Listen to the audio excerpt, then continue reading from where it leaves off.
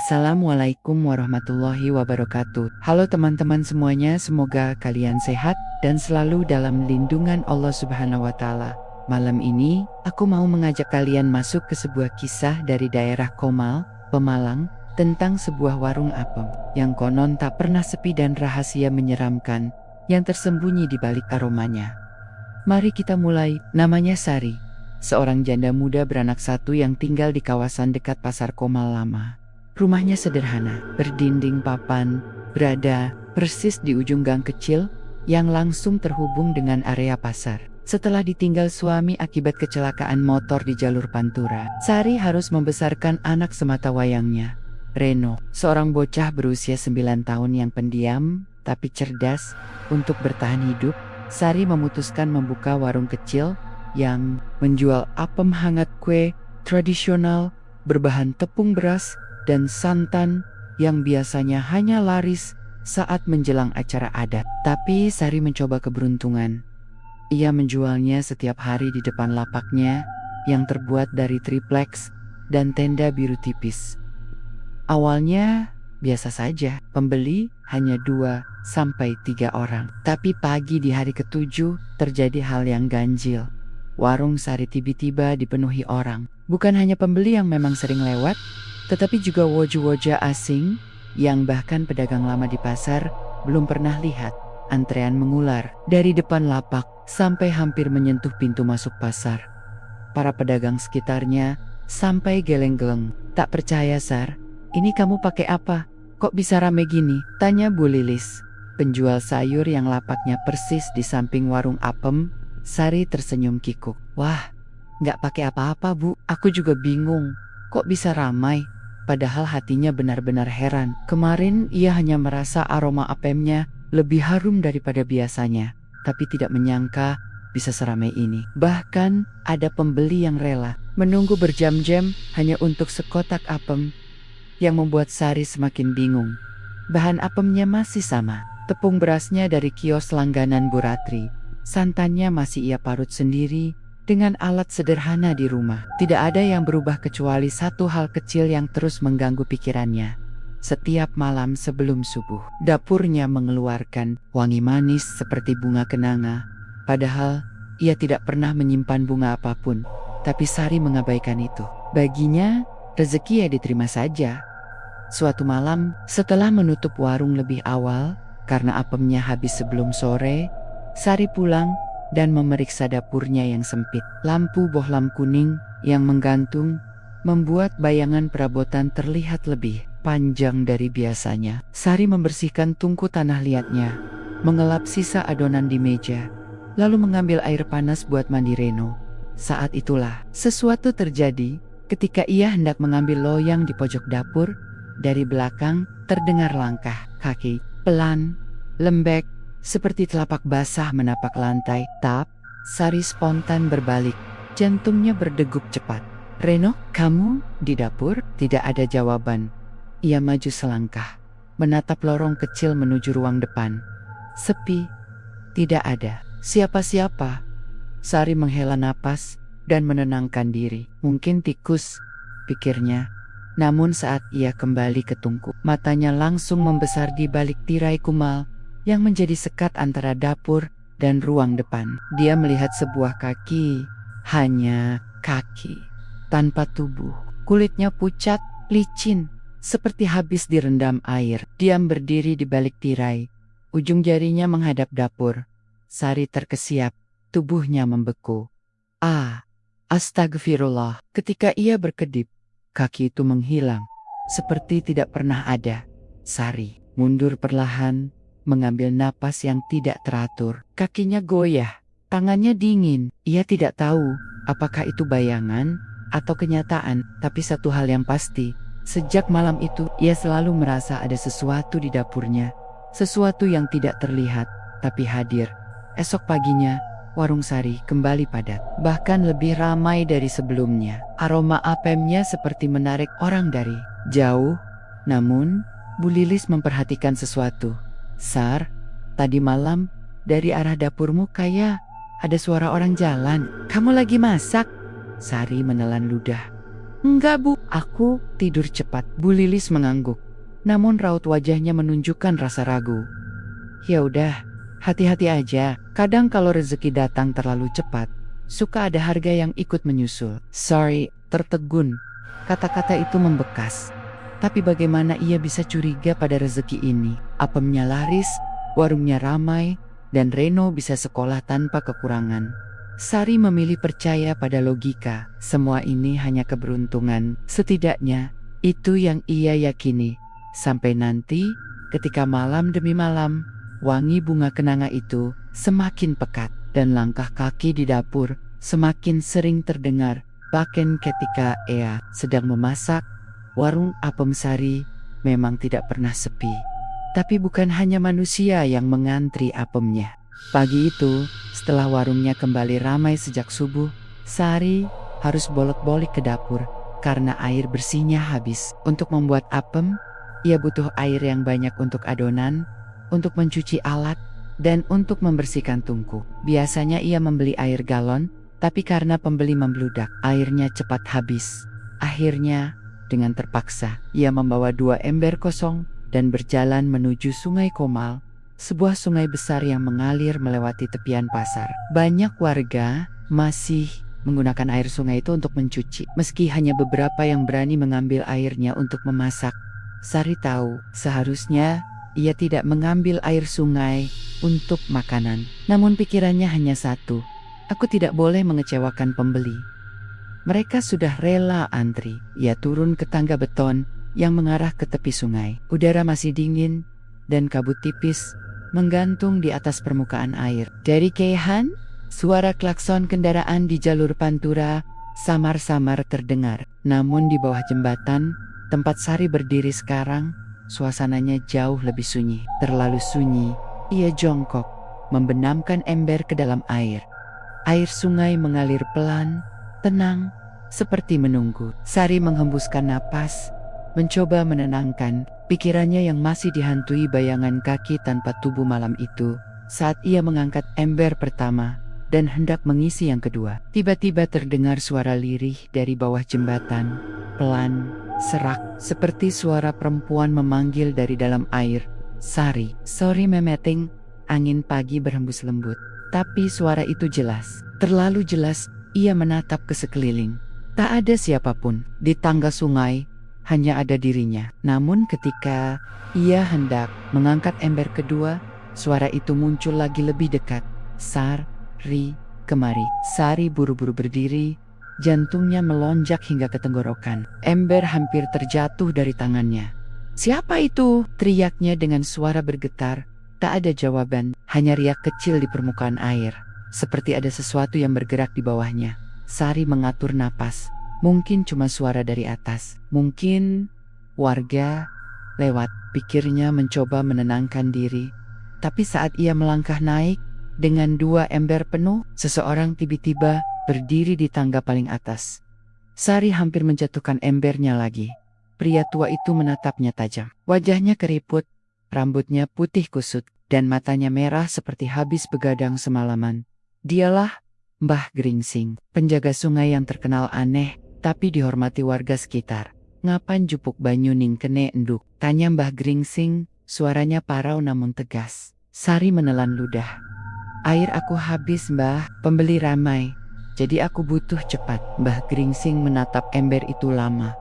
Seakan tahu sesuatu yang Sari tidak ketahui. Aku tahu warungmu lagi rame, tapi hati-hati, enduk. Sungai iki banyak sing ngogoleki perhatianmu. Sari mengerutkan kening. Perhatian? Maksudnya apa Mbah? Orang tua itu mendekat sedikit. Suaranya merendah. Sungai Komal ora senang diganggu pas isuk-isuk buta. Apalagi nenek awakmu wis kebungkus aroma sing disenengi penunggunya. Sari mengecilkan mata. Aroma apa Mbah? Mbah Gringsing menatap langsung ke mata Sari. Aroma apem sing ngegawe wong kepincut rezeki. Sari gemetar. Mbah, aku, enduk, nenek rezeki teka menowo cepat. Mesti ana sing nonton langintili. Hati-hati, sing ngintili kui ora mesti manungsa. Setelah berkata begitu, Mbah Gringsing berjalan pergi tanpa menoleh lagi, meninggalkan Sari dengan ember-ember berat di tangan dan pikiran yang lebih berat lagi di kepala. Saat ia hendak pulang, Sari merasakan sesuatu menggelitik pergelangan kakinya. Ia menunduk. Air sungai yang tadi tenang tiba-tiba bergolak halus, membentuk pusaran kecil tepat di tepi tangga. Bukan arus biasa, pusaran itu seperti mengikuti langkahnya, seolah memanggilnya kembali. Sari mundur selangkah. Sudah cukup, gumamnya.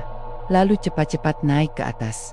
Namun sebelum Sari berbalik sepenuhnya, sesosok bayangan muncul di permukaan air. Samar, seperti siluet perempuan duduk di bawah jembatan. Rambutnya panjang menyentuh air, dan wajahnya tertutupi bayangan. Gelap.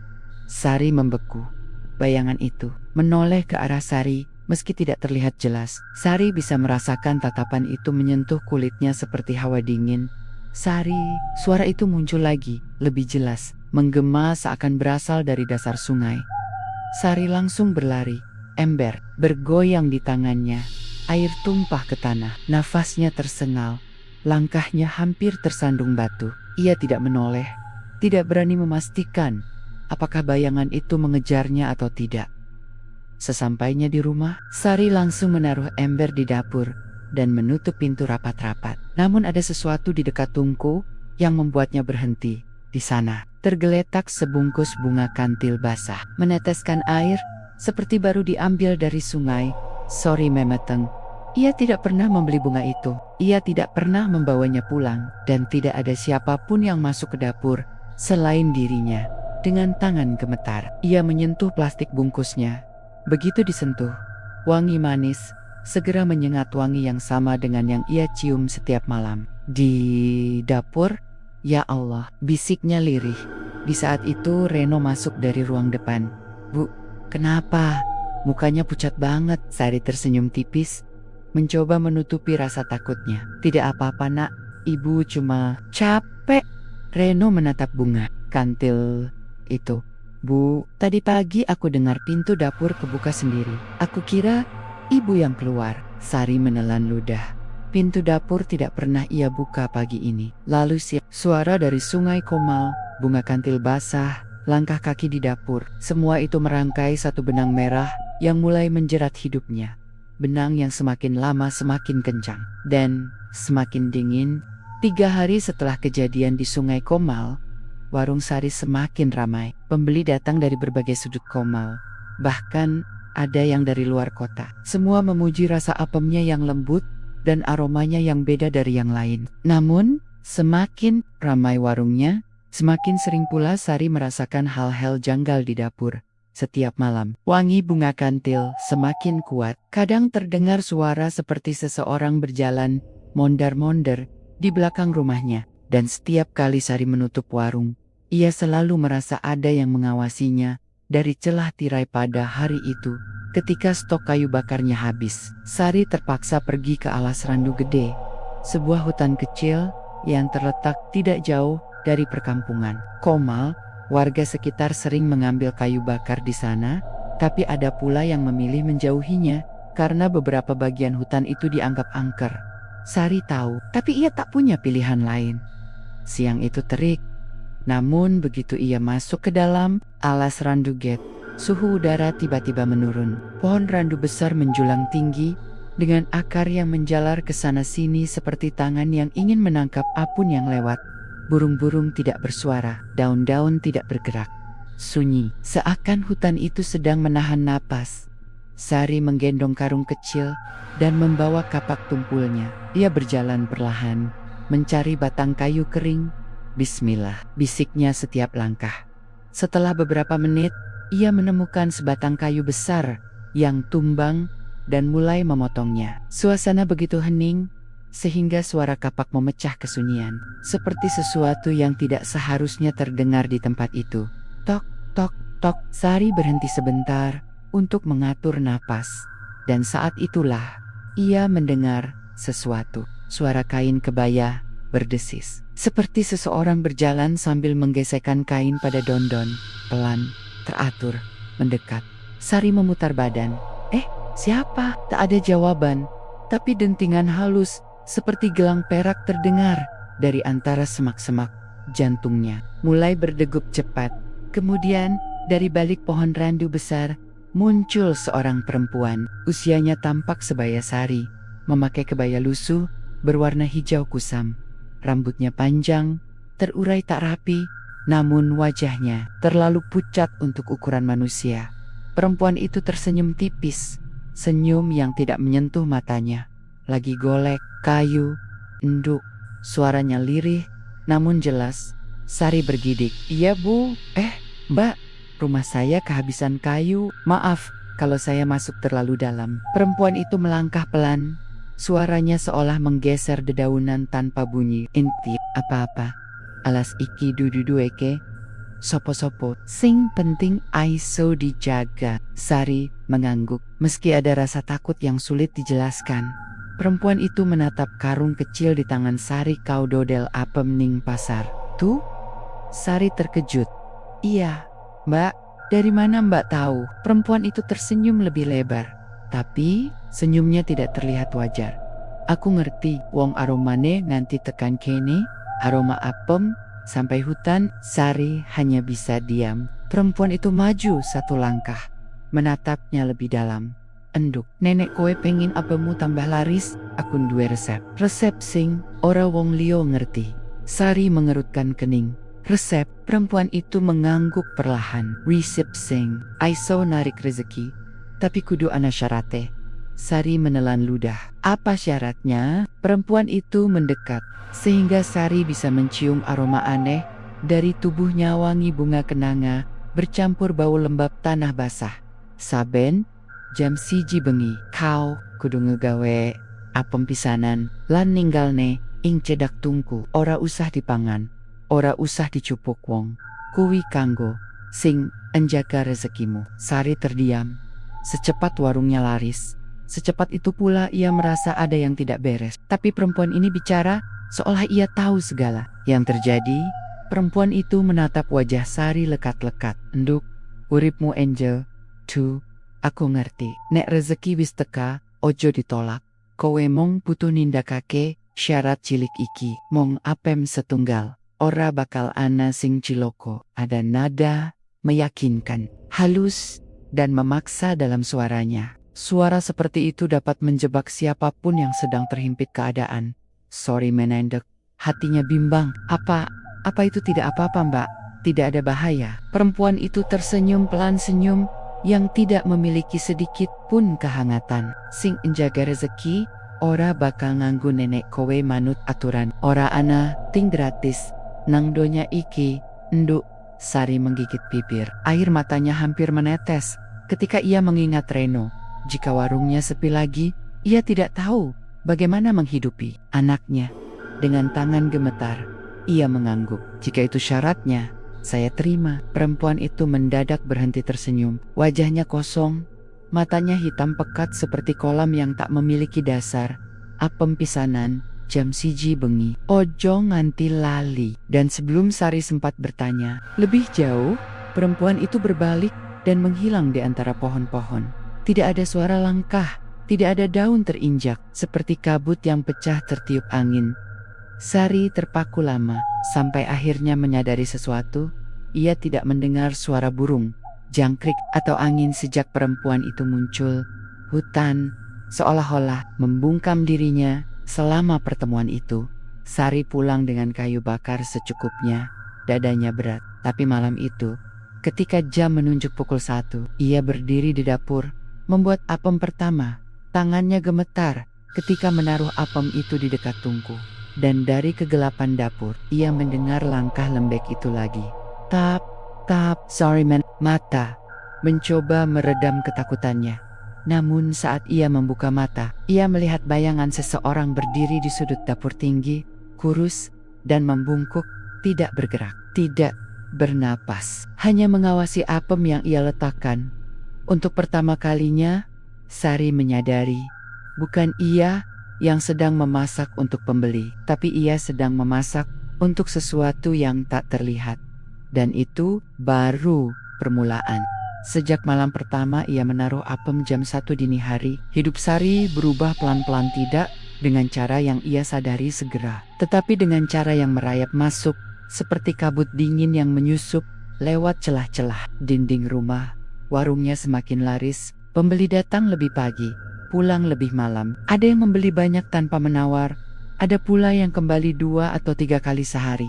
Namun, ada satu hal yang membuat Sari tidak bisa tidur nyenyak. Setiap kali ia bangun malam untuk membuat apem persembahan, ia selalu merasa ada yang berdiri di belakangnya, diam, mengawasi. Kadang ia mendengar napas yang berat, namun tidak panas, justru dingin, seperti udara dari dalam tanah. Kadang ia mendengar bunyi kain basah diseret di lantai. Kadang langkah kaki yang lembek itu berjalan mondar-mondar di belakang punggungnya. Tapi makhluk itu tak pernah menunjukkan diri sepenuhnya, hanya bayangan, hanya suara, hanya kehadiran. Dan Sari, walau ketakutan, tetap melakukannya. Demi Reno, demi warungnya, demi bertahan hidup. Suatu sore, menjelang maghrib, Reno pulang dari mengaji di musola dekat pasar Komal. Wajah bocah itu tampak pucat.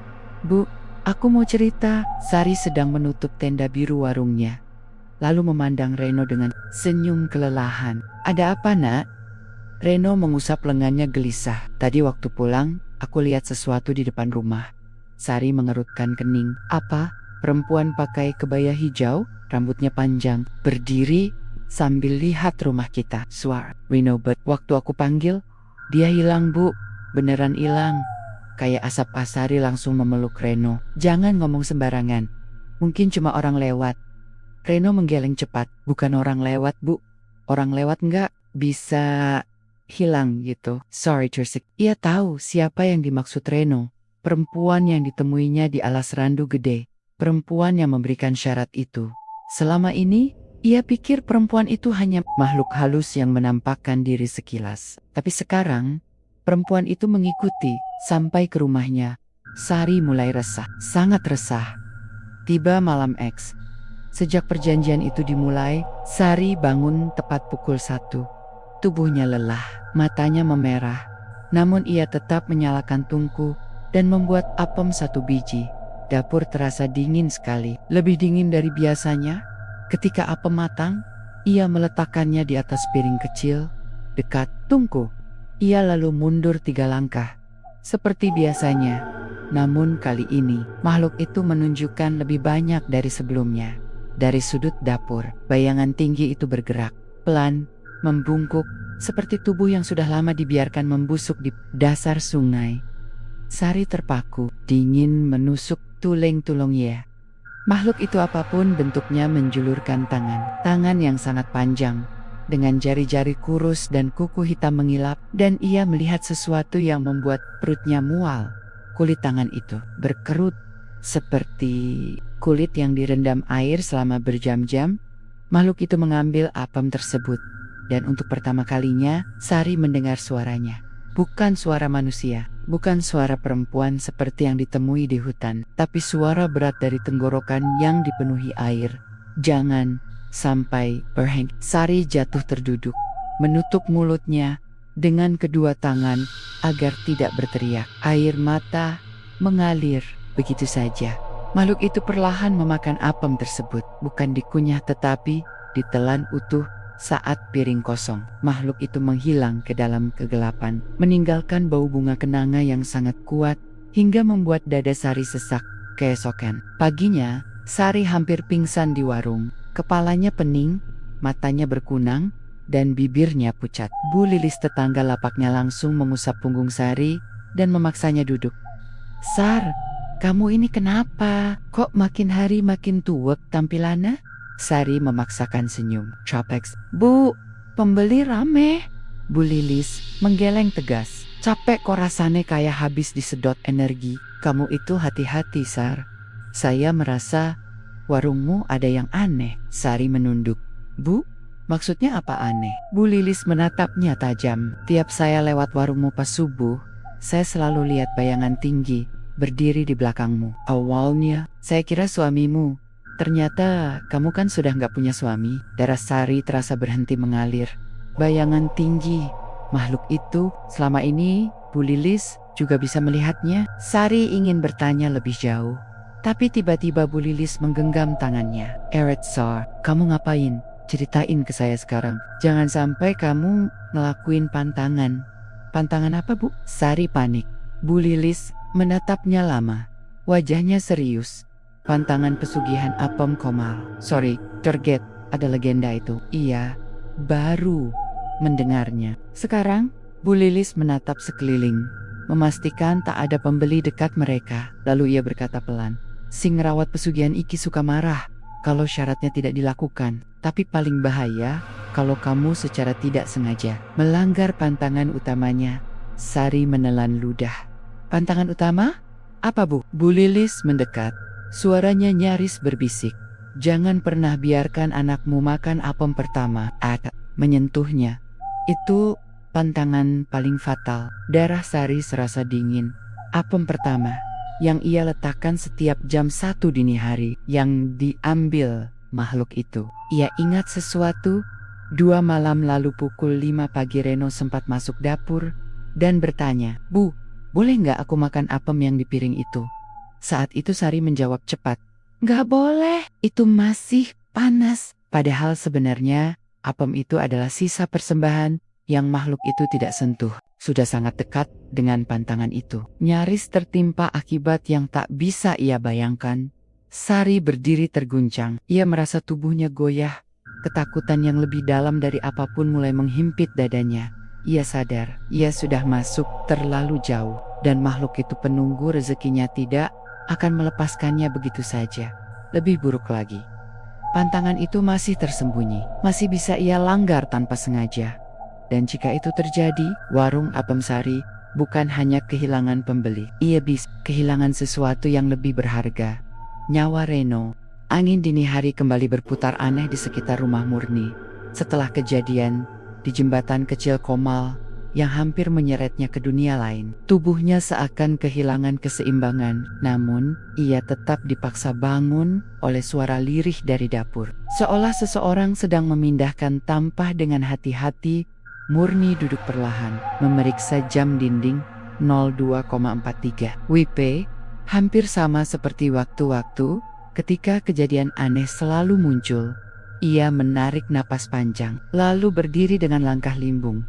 "Bu, istirahat," pinta Sila setengah mimpi dari kamarnya. "Ayah, ibu cuma minum sebentar," jawab Murni, menenangkan. Meski jantungnya berdetak keras. Namun suara dari dapur itu kembali terdengar lebih jelas. Krik, krik, seperti tangan yang menggeser bambu atau mengaduk adonan berat. Murni menahan napas. Itu bukan kucing. Kucing tidak menggerakkan tampah seberat itu. Ia mengambil langkah perlahan, satu persatu, menuju dapur. Lantai terasa lebih dingin dari biasanya. Lampu dapur masih menyala redup, seperti baru saja diputar setengah. Aroma apem manis masih tercium, bercampur dengan sesuatu yang asing. Aroma tanah basah yang tidak seharusnya ada di dalam rumah. Ketika ia masuk dapur, tampah apem yang tadi sudah ia tutup, terbuka kembali. Bukan oleh angin, tidak mungkin. Tampah itu berat. Murni perlahan mendekat. Di atas adonan apem berwarna putih lembut itu, terlihat bekas telapak tangan kecil penuh lumpur. Seolah tangan seorang anak yang baru diangkat dari sungai keruh. Murni bergetar. "Astagfirullah, siapa yang menyentuh ini?" Tiba-tiba, dari arah belakang tubuhnya, terdengar bisikan tipis. Suara seorang anak kecil. "Ibu, aku lapar." Murni tidak berani menoleh. Suara itu terlalu dekat, seolah berada tepat di belakang lehernya. Dan itu bukan suara Sila. Bukan sama sekali. Ia memejamkan mata. "Ya Allah, lindungi hambamu." Namun, suara itu kembali memanggil. Kali ini lebih jelas. Dengan nada memohon, "Ibu, buatkan aku apem. Aku ingin yang manis." Murni spontan berbalik dan tidak ada siapa-siapa. Hanya dapur kosong, lampu redup, tampah apem, dan bayangan dirinya sendiri. Tapi suara napas anak kecil masih terdengar. Ia mulai panik dan memanggil Karyo tetangganya yang selalu bangun sebelum subuh untuk persiapan berangkat ke pasar. "Pak Karyo, Pak, tolong lihat ke sini sebentar." Tidak lama, lelaki setengah baya itu masuk dari pintu belakang rumah tanpa menunggu lama. "Ada apa, Bu Murni?" "Kenapa panik?" Murni menunjuk tampah apem dengan tangan gemetar. "Ini, Pak, tadi ada yang memanggil dari belakang. Anak kecil." "Sumpah, Saya tidak berbohong. Karyo mendekat, memeriksa adonan. Ia berhenti sejenak ketika melihat bekas telapak tangan penuh lumpur itu. Bukan tangan Sila. Ukurannya lebih kecil, katanya pelan. Iya Pak, saya juga tahu. Dan tidak mungkin Sila keluar. Dia sedang tidur. Karyo menatap Murni lama. Ada ketegangan di wajahnya. Bu Murni, sejak Anda terima perjanjian itu, rumah ini jadi tidak wajar. Saya tidak pernah bilang saya menerima perjanjian itu. Bantah Murni. Entah Anda sadar atau tidak, itu apem yang dibuat dengan niat tertentu. Tempatnya dipilih, waktunya dipilih. Tidak semua orang bisa kebetulan begitu. Murni terdiam. Ia teringat malam pertama saat lelaki tua itu mendatangi kiosnya di Komal, menawarkan bantuan tanpa syarat seolah ingin menjerumuskannya. Karyo melanjutkan dengan suara lebih rendah. Bu, di Komal sini pesugihan apem itu bukan main-main. Korbannya hampir selalu anak kecil, karena yang datang juga anak kecil. Murni memandang ke sudut dapur. Bayangan gelap tampak bergerak sebentar sebelum menghilang. Ia merinding hingga ke tulang belakang. Pak, kalau memang begitu, saya harus bagaimana? Karyo menarik napas panjang. Pertama, jangan buat apem lagi pada jam-jam ini. Kedua, kalau suara itu muncul lagi, jangan jawab. Murni mengangguk. Meski pikirannya hancur, ia menutup tampah dengan kain bersih dan mengikatnya kuat. Namun, saat kain itu baru menyentuh tampah, suara kecil dari balik pintu dapur kembali terdengar. Ibu, aku ingin apemnya, jangan ditutup. Karyo membeku. Murni pucat seketika. Pintu dapur berderit. Perlahan terbuka sendiri, udara dingin menyelimuti seluruh ruangan. Dan sebuah bayangan kecil tidak lebih, tinggi dari meja dapur berdiri diam di ambang pintu. Tidak jelas wajahnya, hanya tampak rambut basah meneteskan air. Karyo berbisik lirih. Bu, jangan lihat matanya. Murni ingin menjerit, tapi mulutnya terkunci seperti ditarik sesuatu. Suara itu kembali memanggil, lebih dekat, lebih. Nyata Bu, apemnya? Untuk aku kan, ia tahu. Mulai malam itu, dirinya bukan lagi pemilik apem. Ada sesuatu yang merasa lebih berhak. Dan sosok itu tidak akan pergi begitu saja. Pagi itu, langit Komal berwarna pucat. Kabut tipis turun menutupi aliran sungai Komal, membuat permukaannya terlihat seperti lembaran kaca kusam. Setelah kejadian semalam bayangan anak kecil di dapur, suara lirih yang memanggil-manggil Murni, tidak bisa memejamkan mata hingga subuh. Ia duduk di depan rumah, menatap jalan setapak yang masih sepi, sambil menggenggam secangkir teh pahit yang sejak tadi tak tersentuh. Sila masih tidur, namun wajah anak itu tampak gelisah, seolah mimpinya dipenuhi sesuatu yang berat. Tiba-tiba, langkah Karyo terdengar dari kejauhan. Ia membawa sesuatu tas kain lusuh yang tampak berat. Bu Murni, ikut sebentar. Said, mau hal semalam terulang. Kita harus lihat asal-usulnya. Murni menelan ludah. Kemana Pak? Kisah enggak. Ke tempat orang biasanya meletakkan sesaji pesugihan apem. Saya harus pastikan, apakah jejaknya sudah mengarah ke Anda? Hati Murni terasa mencelos. Kata-kata itu saja sudah cukup membuatnya ingin mundur. Namun, ia tidak punya pilihan semuanya. Sudah terasa di luar kendalinya. Perjalanan ke sungai Comal mereka berjalan menyusuri jalan kecil menuju tepi sungai, melewati rumpun bambu yang daunnya mengeluarkan suara gemerisik aneh, seolah ada yang bersembunyi di dalamnya. Burung-burung tidak berkicau pagi itu. Sunyi, hanya suara aliran air yang terdengar, berat dan lambat. Ketika tiba di tepi sungai, Murni melihat sesuatu yang membuat tubuhnya menggigil. Ratusan bunga melati terapung, bercampur dengan potongan kain putih dan daun sirih yang telah menguning. Karyo berjongkok, mengaduk permukaan air dengan tongkat. Ini sisa sesaji. Biasanya, pesugihan apem memang ditujukan ke sini. Si pemberi pesugihan menagihnya lewat sungai. Murni mengusap tengkuk yang tiba-tiba dingin. Pak, saya tidak pernah meletakkan apa-apa di sini. Saya bahkan tidak tahu tempat ini dipakai orang untuk pesugihan. Karyo mendengus pendek. Bu, Anda tidak perlu meletakkan apapun. Kadang, orang yang memberi penawaran itu sudah melakukan bagiannya. Tinggal penerimanya yang tanpa sadar menyelesaikan ritual. Dari rumah, Murni terkejut.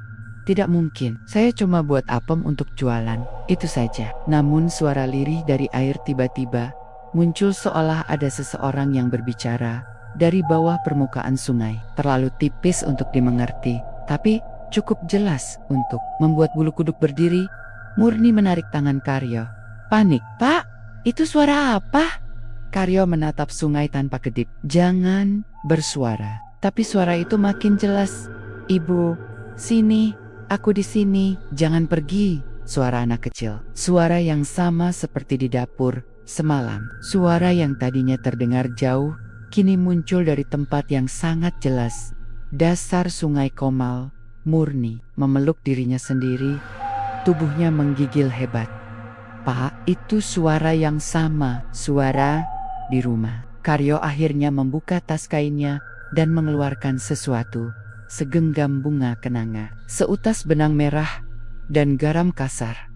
Ia membasuh tangannya dengan air sungai, lalu menebarkan garam ke permukaan air. Ketika garam menyentuh sungai, air itu bergejolak sebentar, seperti ada yang terusir. Pergi kamu, jangan ambil keluarga orang lagi, gumam Karyo lirih. Suara dari bawah permukaan perlahan mereda, namun bukan hilang, hanya menunggu. Percakapannya mengguncang setelah beberapa saat. Karyo menatap Murni dengan wajah serius, lebih serius dari sebelumnya. Bu, sebenarnya saya sudah menduga dari awal. Ada sesuatu dalam diri Anda yang tidak Anda ceritakan. Murni menunduk, wajahnya memucat. Pak, saya tidak mengerti. Saya lihat kemarin, saat Anda memegang apem, tangan Anda bergetar seperti pernah ingat sesuatu. Apa Anda pernah terlibat pesugihan waktu suami Anda masih hidup? Pertanyaan menghantamnya seperti batu besar. Murni menutup mulutnya dengan tangan, menahan tangis yang tak bisa ia bendung. Setelah beberapa lama, ia akhirnya berkata pelan, Pak, waktu suami saya sakit keras dulu, saya pernah didatangi orang. Dia suruh saya membawa apem ke tempat tertentu di dekat jalur kereta. Katanya untuk minta kesembuhan, tapi saya takut. Saya tidak jadi ke sana. Saya pulang, saya buang apem itu. Karyo terhenyak. Pesugihan apem tidak menerima setengah-setengah. Murni tersentak. Maksud Anda, kalau Anda sudah ambil apem itu, ritual sudah dimulai. Anda membatalkannya tanpa syarat. Itu dianggap hutang. Dan hutangnya ditagih setelah bertahun-tahun. Biasanya ke keluarga terdekat. Napas Murni tercekat. Air mata jatuh tanpa ia sadari. Jangan bilang yang ditagih itu Sila. Karyo tidak menjawab. Namun dari wajahnya, Murni tahu jawabannya bukan sesuatu yang ingin ia dengar. Bayangan di ujung sungai saat mereka berjalan pulang, melewati tepi sungai. Murni menatap aliran air Komal yang tampak lebih gelap. Di ujung tikungan, ia melihat sesosok bayangan kecil berdiri di atas batu besar. Rambutnya basah, kain putihnya menempel di tubuh, dan tangannya menunjuk tepat ke arah Murni.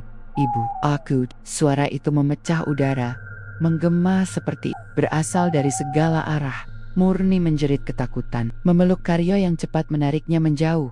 Namun, sebelum mereka berlari, suara itu terdengar sekali lagi lebih lembut, namun jauh lebih menusuk. Ibu, hutangmu belum lunas.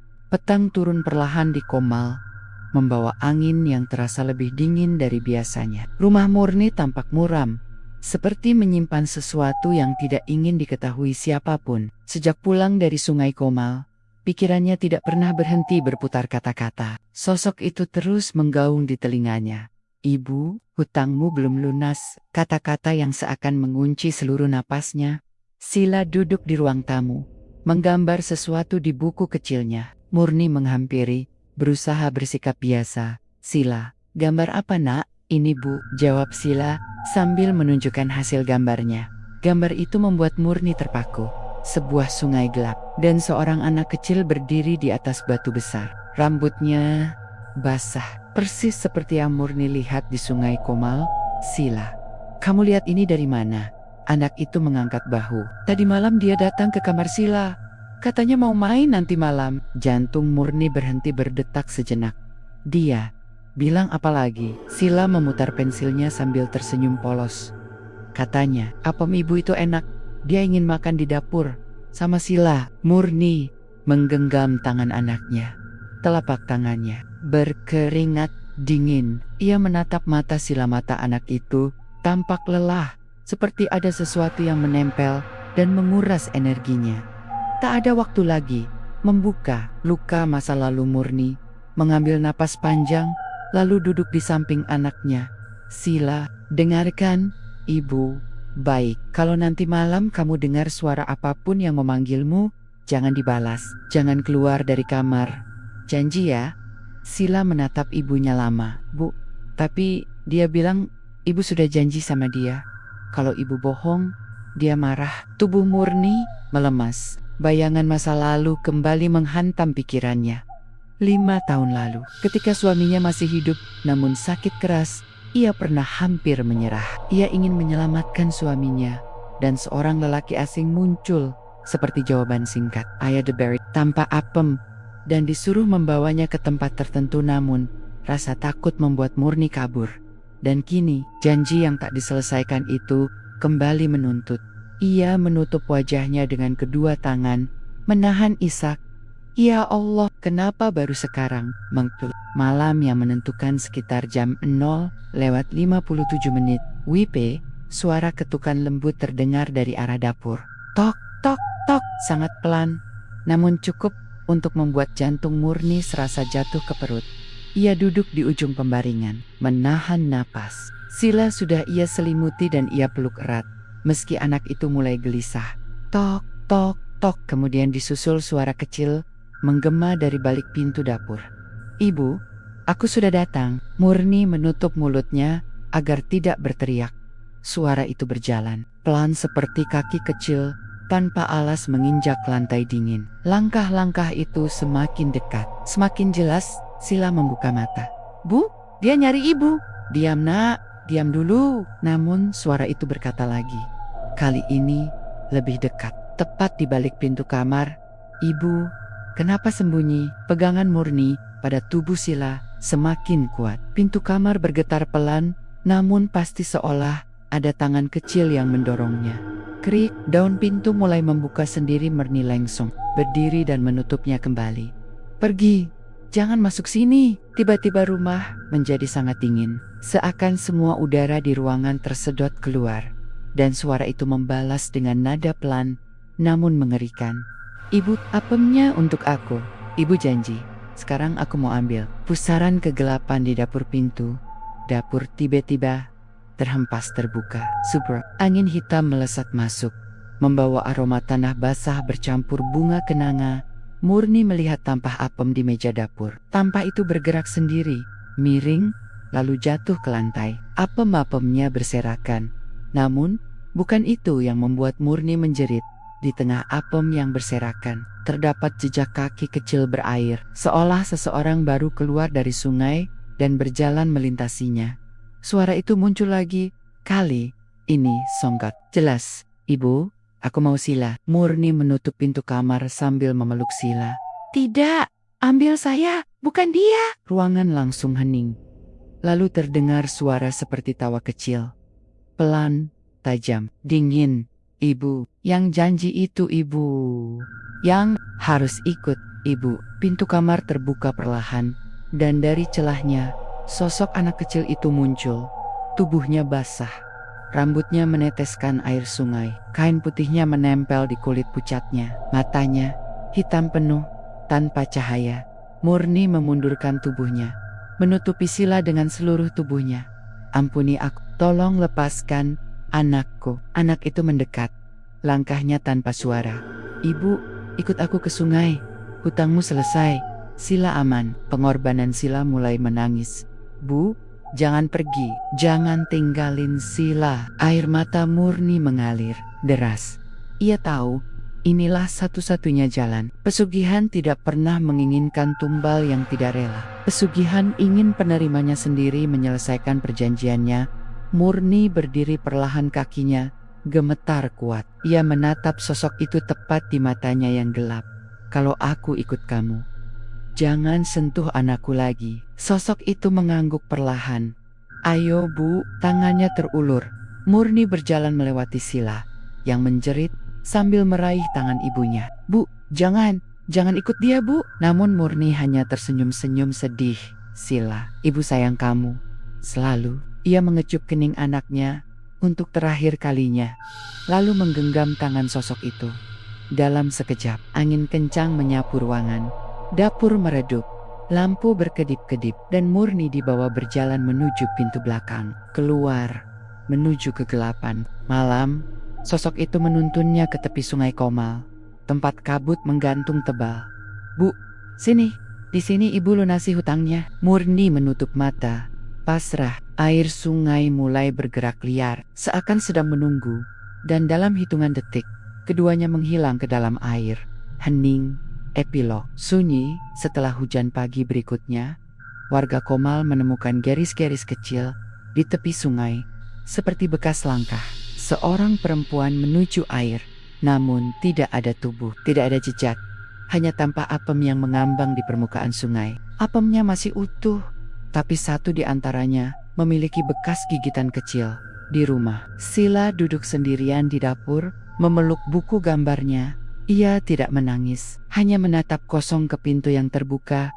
Lalu ia berbisik pelan, sangat pelan, seperti berbicara dengan seseorang yang tidak terlihat. "Terima kasih sudah tidak ambil aku. Tapi tolong jaga ibu ya." Angin berhembus lembut, seolah ada yang menjawab dari jauh. Dan sejak hari itu, tidak ada lagi suara anak kecil di rumah Murni. Tidak ada lagi langkah-langkah basah. Tidak ada lagi ketukan di dapur, hanya sunyi. Sunyi yang menyimpan pengorbanan seorang ibu. Tamat.